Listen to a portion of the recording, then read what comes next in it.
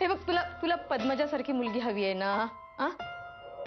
मग तिची बहीणच पद्मजाची जागा घेऊ शकते. अरे ए पोरा, मी तुझ्याशी बोलतेय.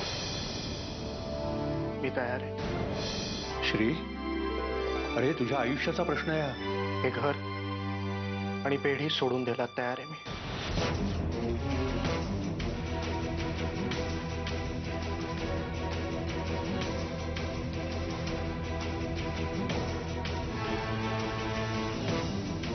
गिरिजा, ए गिरिजा, गिरिजा, गिरिजा, अगं गिरिजा सोड. गिरिजा, गिरिजा सोड.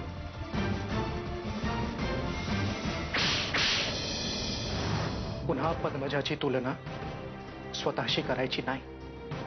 पद्मजाशी वेडी नव्हती आणि उरला प्रश्न या घराचा आणि पेढीचा, तर त्यासाठी मी पद्मजाशी लग्न नव्हतं केलं. ज्या दिवशी पद्मजा गेली त्या दिवशी या सगळ्या गोष्टींचं महत्व माझ्यासाठी संपलेलं होतं. आणि आता बस, गिरिजा आणि माझ्या लग्नाबद्दल या घरात हे शेवटचं बोलणं. पुन्हा जर हा विषय घरात निघाला तर जीवाचं काहीतरी बरं वाईट करून घेण्याची वेळ माझी असली.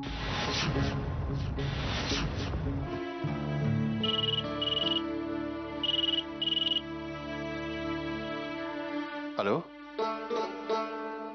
हो आली, आणि तेच सांगण्यासाठी आता तुम्हालाच फोन करणार होतो मी. तिचे बाबा आहेत का तिथे? बरं, त्यांच्याशी काही कॉन्टॅक्ट झाला तर त्यांना सांगा गिरिजाला घेऊन मी स्वतः तुमच्या घरी येतोय.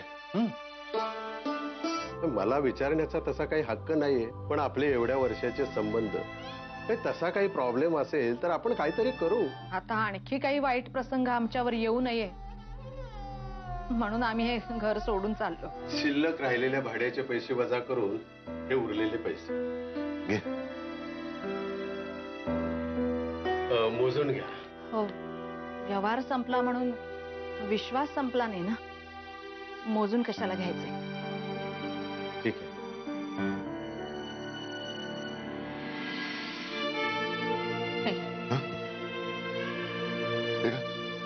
हे पैसे घ्या आणि ताबडतोब सुनीताकडे देऊन द्या. हा अंजली, तू जर अशीच वागणार असेल, माझ्यापासून लांब जाणार असेल, तर मी नाही राहू शकत तुझ्याशिवाय.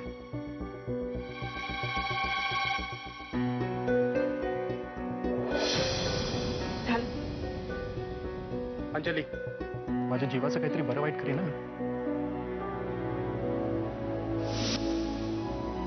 बाबा, आपण आऊला पत्रिका बघायला सांगूया का? म्हणजे आपलं हे घर, पेढी आपल्याकडेच राहणार आहे का जाणार आहे? आणि गिरिजा, तिचं काय होणार आहे? आता या घराचं काय होणार, कोण येणार कोण जाणार, हे सगळं अंजलीच्या निर्णयावर अवलंबून आहे. श्रीकांत प्लीज बस करा आता, खूप झालंय. असं का करते संजली? रिक्षा. तायडीच्या मनात नक्की काय चाललंय काही कळूच देत नाही ती. हॅलो, हा मी सरिता बोलतेय. दादू आहे का? अच्छा, हा. अगं तू कधीचाच निघालाय म्हणे पेढीवरून. एका खोटारड्या माणसावरती नाही करू शकत मी प्रेम. खोटारडा आणि लोकांना फसवणार, त्या सुनील सारखा. पहिल्या लग्नाचं लपून काय मिळवायचं होतं तुम्हाला?